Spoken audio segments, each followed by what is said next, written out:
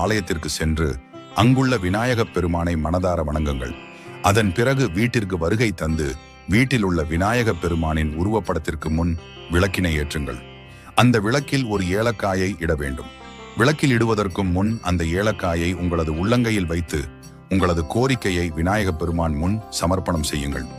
அடுத்த நாள் செவ்வாய்க்கிழமையன்று விளக்கில் உள்ள ஏலக்காயை எடுத்து சேகரித்து வைத்த பிறகு புதிதாக மீண்டும் விளக்கேற்றி இரண்டாவது ஏலக்காயையும் உள்ளங்கையில் வைத்து பிரார்த்தித்து விளக்கில் இட வேண்டும். இதேபோல் தொடர்ந்து 7 நாட்களுக்கு 7 ஏலக்காய்களை விளக்கிலிட்டு பிரார்த்தனை செய்து கொள்ள வேண்டும்.